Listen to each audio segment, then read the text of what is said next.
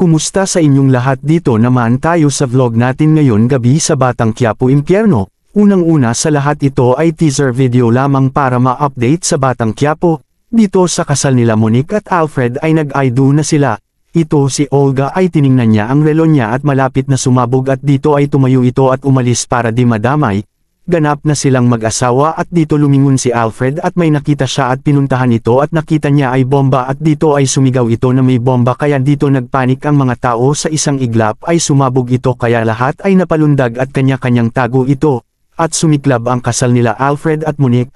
Mabuti na lang at walang nasaktan ito at nagpakuha ng doktor si Don Julio para matingnan lahat dito dumating na si Alfred at niyakap na agad si Monique at kinumusta ang kalagayan nito at ayon kay Alfred ay imbestigahan niya ito. Nag-alala ito pamilya ni Monique, at dito galit na galit si Olga dahil palpak ang ginawa ng tao na dapat namatay na sila kaso di nagawa ng tao niya.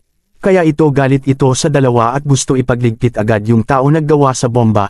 Sobrang galit ni Olga di siya hihinto sa pagpatay kay Alfred at kay Monique dahil sa gabal sa plano.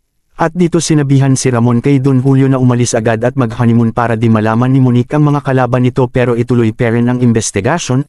Dito gumising si Ben at nagdahan-dahan ito tumakas kasama ang mga kaibigan ni Tanggol kaya sila ay gumising at dahan-dahan bumaba ito silang lahat. Dito ay sinabi ni Ben na kailangan nyo tumakas dahil papatayin kaya sila walang choice kaya tumakas ito dahan-dahan na di makita ng mga gwardiya kaya ito sa likod sila dumaan pero ang nangyari habang nasa likod ay nakita sila ng gwardiya at pinaputukan agad at narinig ni Chief Espinas at Warden at sinabi ay baka may tumakas.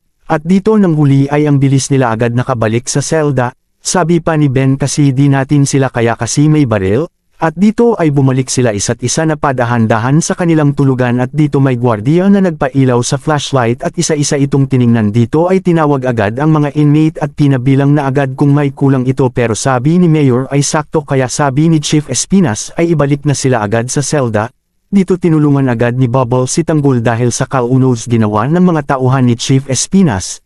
Abangan bukas sa Batang Quiapo. Huwag kalimutan subscribe ang channel. Salamat po.